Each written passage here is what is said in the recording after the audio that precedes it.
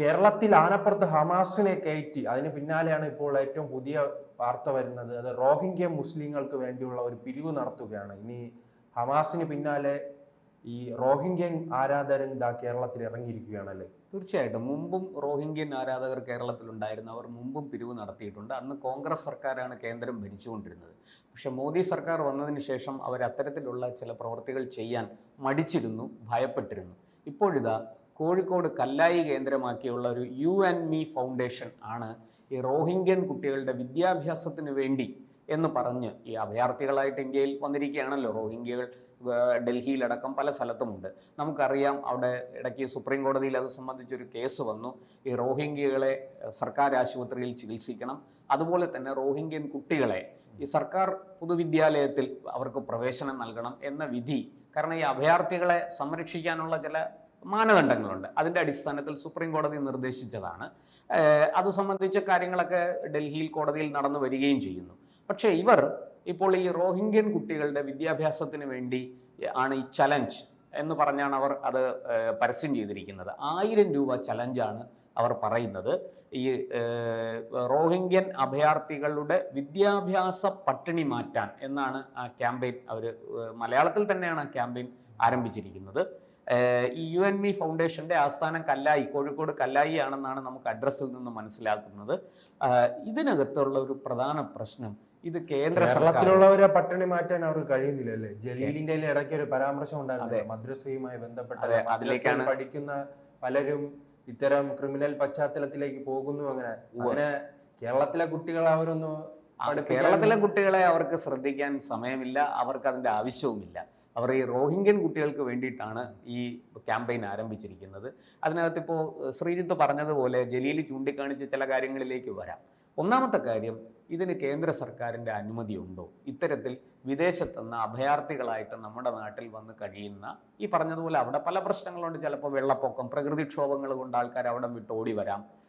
അതുപോലെ അവിടെ നടക്കുന്ന എന്തെങ്കിലും കലാപം സംബന്ധിച്ച് അതിൽ ജീവൻ രക്ഷിക്കാൻ വേണ്ടിയിട്ട് ഉള്ളതെല്ലാം അവിടെ ഇട്ടെറിഞ്ഞിട്ട് ഓടി വന്ന് ഇവിടെ താമസിക്കുന്നവരുണ്ടാകാം. നമ്മുടെ നാട്ടിൽ നമ്മുടെ പൗരന്മാർ തന്നെ അഭയാർത്ഥികളായി കഴിയുന്നുണ്ട്. കാശ്മീരി പണ്ഡിറ്റുകളുടെ കാര്യം നമുക്കറിയാം. അങ്ങനെയുള്ള സംഭവങ്ങൾ നമ്മുടെ നാട്ടിലുണ്ടായിട്ടുണ്ട്. എന്തായാലും ഇത്തരം ആൾക്കാർ ഇങ്ങനെ വന്ന് കഴിയുമ്പോൾ അവരെ സഹായിക്കാൻ കേന്ദ്ര സർക്കാർ, ഈ റോഹിംഗ്യ മുസ്ലിങ്ങളുമായി ബന്ധപ്പെട്ട് അവർ ഈ ഏത് രാജ്യത്ത് പോകുമോ ആ രാജ്യത്തെ കുട്ടിച്ചോറാക്കുന്ന ഒരു പ്രവണതയാണ്. അതെ, അവരെയൊക്കെ പല രാജ്യങ്ങളും ഇവരെ അകറ്റി നിർത്തുന്ന പതിവാണല്ലോ. ബർമയൊന്നും ഇവരെ അങ്ങോട്ട് ഒരു വിധത്തിലും കയറ്റാൻ തയ്യാറല്ല. അതുപോലെ മറ്റു പല രാജ്യങ്ങളും, യൂറോപ്യൻ രാജ്യങ്ങളും ഒന്നും ഇവരെ അങ്ങോട്ടേക്ക് പ്രവേശിപ്പിക്കാൻ തയ്യാറല്ല. എന്തായാലും ഇത്തരത്തിൽ ഇവർ വരുമ്പോൾ ഇവരെ സഹായിക്കാൻ, ശരി, ഇത് കേന്ദ്ര സർക്കാരിൻ്റെ അനുവാദം വാങ്ങിയിട്ടുണ്ടോ? ബന്ധപ്പെട്ട മന്ത്രാലയങ്ങൾ, ആഭ്യന്തര മന്ത്രാലയം ഉൾപ്പെടെയുള്ളവരിൽ നിന്ന് ഏതെങ്കിലും തരത്തിലുള്ള അനുമതി വാങ്ങിച്ചിട്ടുണ്ടോ? ഒരു വ്യക്തതയുമില്ല. എന്ന് മാത്രമല്ല, ഈ വിദ്യാഭ്യാസ പട്ടിണി എന്നതുകൊണ്ട് ഇവർ ഉദ്ദേശിക്കുന്നത് എന്താണ് എന്ന് വ്യക്തമല്ല.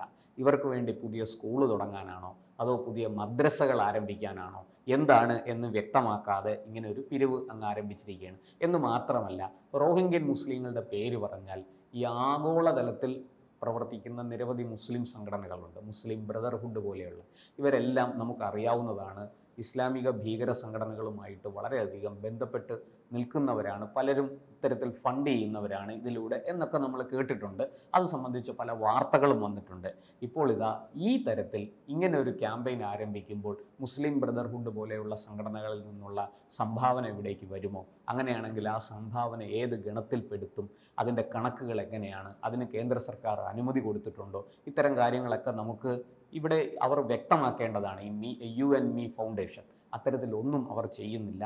ഒരു ക്യാമ്പയിൻ അങ്ങ് ആരംഭിച്ചിരിക്കുകയാണ്. എന്തായാലും ഇത് സംബന്ധിച്ച് ഇപ്പോൾ രഹസ്യാന്വേഷണ വിഭാഗത്തിന് വിവരങ്ങൾ ലഭിച്ചിട്ടുണ്ട്. അവർ ഇത് സംബന്ധിച്ച അന്വേഷണം ആരംഭിച്ചിരിക്കുകയാണ്. എന്ന് മാത്രമല്ല, നമുക്കറിയാം, പോപ്പുലർ ഫ്രണ്ടിന് വിദേശത്തുനിന്ന് ഫണ്ട് അയച്ചു കൊടുത്ത 13,000 പേര് ഇന്ത്യയിലേക്ക് വരാനാകാതെ ഗൾഫ് രാജ്യങ്ങളിൽ തന്നെ കുടുങ്ങിക്കിടക്കുകയാണ്. ഇവിടെ വന്നാൽ ഉടൻ അറസ്റ്റ് ഉണ്ടാകും. അതിൽ 10,000 പേർ മലയാളികളാണ് എന്നാണ് നമുക്ക് കിട്ടിയിരിക്കുന്ന വിവരം. EDയും മറ്റുമൊക്കെ ആ വിവരം പുറത്തുവിട്ടിട്ടുണ്ട്.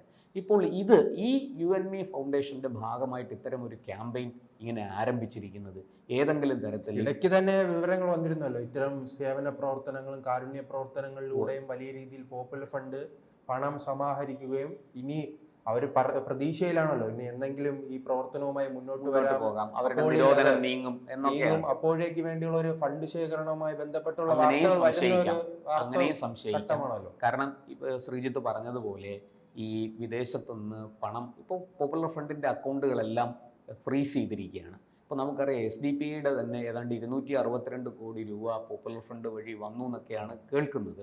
അതുപോലെ ഏതാണ്ട് 30 കോടിയോളം രൂപ ബൈ ക്യാഷ് കറൻസി ആയിട്ട് തന്നെ കിട്ടിയിട്ടുണ്ടെന്നൊക്കെ പറയുന്നു.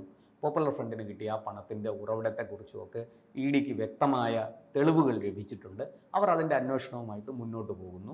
അതിൽ നിന്നൊരു പങ്ക് SDPIക്കും പണം കിട്ടിയിട്ടുണ്ട്, ഇലക്ഷൻ സമയത്തൊക്കെ പണം കിട്ടിയിട്ടുണ്ടെന്നാണ് ED പുറത്തുവിടുന്ന വിവരം. എന്തായാലും ഇത് ഈ പറഞ്ഞതുപോലെ പോപ്പുലർ ഫ്രണ്ടിനെ സഹായിക്കാനാണോ, ഈ പോപ്പുലർ ഫ്രണ്ടിൻ്റെ നിരോധനവുമായി ബന്ധപ്പെട്ട കേസ് നടത്താനാണോ, അതോ കൂടുതൽ വിധ്വംസക പ്രവർത്തനങ്ങൾ സംഘടിപ്പിക്കാനാണോ, ഇതൊന്നും വ്യക്തമല്ല. ഈ UNME ഫൗണ്ടേഷൻ്റെ ഇത് എന്ന് ആരംഭിച്ചു, എത്ര കാലമായിട്ട് പ്രവർത്തിക്കുന്നു? ഇതിനിടയിൽ ഞാൻ ചിന്തിച്ച മറ്റൊരു കാര്യമാണ്, ഇത്തരം സംഭവങ്ങൾ നിരന്തരം നടക്കുമ്പോഴും കേരളത്തിലൊരു സർക്കാരുണ്ട്, അവരെല്ലാം ഇത് അറിഞ്ഞോ? അവരത് അറിഞ്ഞിട്ടേ ഇല്ല എന്നുള്ളതാണ്. എന്തായാലും നമ്മുടെ സ്പെഷ്യൽ ബ്രാഞ്ച് ഒക്കെ ഇത് റിപ്പോർട്ട് ചെയ്യേണ്ടതാണ്. പക്ഷേ അത്തരത്തിലുള്ള ഒരു വിവരങ്ങളും നമുക്ക് ലഭിക്കുന്നില്ല. മറിച്ച് ഇത് ഇന്റലിജൻസിന്റെ കൈവശം ഈ വിവരം കിട്ടിയിട്ടുണ്ട്, അവരതിനെക്കുറിച്ച് അന്വേഷിക്കുന്നുണ്ട്. ഇന്റലിജൻസ് ബ്യൂറോയുടെ ഉദ്യോഗസ്ഥർ കൃത്യമായ റിപ്പോർട്ടുകൾ മുകളിലേക്ക് അയച്ചിട്ടുണ്ട് എന്ന് തന്നെയാണ് ഞാൻ അത് നാം കണ്ടതാണോ അല്ലേ? പോപ്പുലർ ഫണ്ടുമായി ബന്ധപ്പെട്ട് SDPI ബന്ധപ്പെട്ട് അവർ 2047 കൂടി തന്നെ ജിഹാദി ഭരണവും അതോടൊപ്പം തന്നെ പല പ്രവർത്തനവുമായി മുന്നോട്ട് പോകുമ്പോഴും ഈ അറസ്റ്റുകളും മറ്റും നടക്കുന്നത് എന്തായാലും കേന്ദ്രത്തിൽ നിന്നും വരുന്ന അല്ലെ സേനയുടെ നേതൃത്വത്തിലാണ്. കേരളത്തിൽ ഒരു നീക്കം പോലും ഒരാളെ പോലും അവർ അറസ്റ്റ് ചെയ്തിട്ടില്ല ഇതുമായി ബന്ധപ്പെട്ട്. കേരള പോലീസിനെ ഇതിലെങ്ങും ബന്ധപ്പെടുത്തിയില്ല. വളരെ കൃത്യമായിട്ട് കേന്ദ്ര സേനയെ ഇറക്കുകയും CRPFന്റെ പ്രത്യേകിച്ചും കമാൻഡോ ട്രെയിനിങ് കിട്ടിയ ഉദ്യോഗസ്ഥരെയാണ് ഇവിടെ അവർ ഇതിലേക്ക് വേണ്ടിയിട്ട് സഹായം തേടിയത്. അത് NIAയും EDയും ഒക്കെ അവരുടെ സഹായത്തോടു കൂടിയാണ്. ഇപ്പോൾ കഴിഞ്ഞ ദിവസം കോയമ്പത്തൂരിൽ ഒരു റെയ്ഡ് നടന്നിരുന്നു. ഇടക്കാലത്ത് CPM നേതാക്കൾ പറഞ്ഞു, ഞങ്ങൾ പോലീസ് സ്റ്റേഷനിൽ പോകുമ്പോൾ പരിഗണന ലഭിക്കുന്നില്ലെന്ന ആഭ്യന്തര വകുപ്പിനെതിരെ ഒരു വിമർശനം ആയി രംഗത്ത് വന്നിരുന്നു. എന്തായാലും ഈ പരാതിയില്ലാത്ത ഏക പാർട്ടി SDPIയും പോപ്പുലർ ഫണ്ടുമായിരിക്കും അല്ലെ? സ്റ്റേഷനിൽ പോയാൽ CPMനേക്കാൾ കൂടുതൽ പരിഗണന അവർക്ക് കിട്ടുന്നുണ്ട്. എന്തായാലും ഇപ്പോൾ ഈ പറഞ്ഞതുപോലെ CRPFന്റെയും മറ്റും സഹായത്തോടു കൂടിയാണ് കഴിഞ്ഞ ദിവസം കോയമ്പത്തൂരിൽ നിന്ന് ഒരാളെ അറസ്റ്റ് ചെയ്തിട്ടുണ്ട്. വഹീദുർ റഹ്മാൻ, ഈ SDPIയുടെ പോപ്പുലർ ഫ്രണ്ടിന്റെ ഈ ഓപ്പറേഷൻ ടീമിനെ, അതായത് ആൾക്കാരെ വെട്ടാനും കൊല്ലാനും കുത്താനും ഒക്കെ പഠിപ്പിച്ചു കൊടുക്കുന്ന ഒരു പരിശീലകൻ, ആയുധ പരിശീലനം നൽകുന്ന വ്യക്തിയാണ് ഈ വഹീദുർ റഹ്മാൻ എന്നാണ് പറയുന്നത്. ഇങ്ങനെയുള്ള ഒരാൾ കഴിഞ്ഞ ദിവസം അറസ്റ്റിലായിട്ടുണ്ട്. അയാളെ നേരെ ഡൽഹിയിലേക്ക് കൊണ്ടുപോയി എന്നാണ് ലഭിക്കുന്ന വിവരം. എന്തായാലും ഈ അറസ്റ്റിലായ ആളും സാമ്പത്തികമായ ഇടപാടുകൾ നടത്തിയിരുന്നു എന്നാണ് നമുക്ക് ലഭിക്കുന്ന വിവരം. ഈ 10 സംസ്ഥാനങ്ങളിലെ SDPI കേന്ദ്രങ്ങളിൽ ഇത്തരത്തിൽ ED കഴിഞ്ഞ ദിവസം പരിശോധന നടത്തിയിരുന്നു. നമ്മളതിൽ ഡൽഹിയിലെ കാര്യം നമ്മൾ കഴിഞ്ഞ ദിവസം പറഞ്ഞു. അവിടെ ബിനാമി പേരിൽ ഭൂമി വാങ്ങിയതും അതുമായി ബന്ധപ്പെട്ട തെളിവുകൾ EDക്ക് ലഭിക്കുകയും ആ ഭൂമി പിടിച്ചെടുക്കുകയും അത് കണ്ടുകെട്ടാനുള്ള നടപടികളിലേക്ക് പോവുകയും ചെയ്യുന്നതായിട്ട് നമ്മൾ പറഞ്ഞു.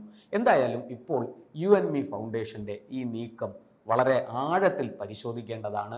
അത് തീർച്ചയായിട്ടും റോഹിംഗ്യൻ അഭയാർത്ഥികളെ സഹായിക്കാൻ എന്ന് പറയുമ്പോഴാണ് നമുക്കതിനകത്ത് സംശയം വരുന്നത്. കാരണം ഈ അഭയാർത്ഥികളെ സഹായിക്കാൻ കേന്ദ്ര സർക്കാരിനാണ് അതിൻ്റെ ചുമതലയുള്ളത്. കേന്ദ്ര സർക്കാരിലൂടെ മാത്രമേ അത് സാധിക്കുകയുള്ളൂ. അല്ലാതെ അത് നേരിട്ട് ഏതെങ്കിലും ഈ ചാരിറ്റബിൾ ട്രസ്റ്റുകൾക്കോ ചാരിറ്റി ചെയ്യുന്ന സംഘടനകൾക്കോ അതിന് സാധിക്കില്ല. അവർ അങ്ങനെ ചെയ്യുന്നത് നമ്മുടെ രാജ്യത്ത് കുറ്റകരമാണെന്നാണ് ഞാൻ മനസ്സിലാക്കുന്നത്. എന്തായാലും ഈ കോടതിയുടെ നിർദ്ദേശം വന്ന് അവരുടെ കുട്ടികൾക്ക് പഠിക്കാൻ പൊതുവിദ്യാലയങ്ങളിൽ പ്രവേശനം കൊടുക്കണം എന്ന് നിർദ്ദേശം വന്നിട്ടുണ്ട് ഡൽഹിയിൽ. ഒപ്പം തന്നെ അവർക്ക് നമ്മുടെ ഈ സർക്കാർ ആശുപത്രികളിൽ വേണ്ട ചികിത്സയും നൽകാനുള്ള സൗകര്യം ചെയ്തു കൊടുക്കണം എന്ന് കോടതി പറഞ്ഞിട്ടുണ്ട്. അങ്ങനെയുള്ളൊരു സാഹചര്യത്തിൽ പിന്നെ എന്തിനാണ് ഇത്തരത്തിലുള്ള ഒരു ഫണ്ട് പിരിവ്, അവരുടെ ഈ കുട്ടികളെ പഠിപ്പിക്കാൻ എന്നുള്ള പേരിൽ ഇത്തരത്തിലൊരു ഫണ്ട് പിരിവ് എന്തിനാണ് നടക്കുന്നത് എന്ന ചോദ്യമാണ് ഇവിടെ ഉയരുന്നത്.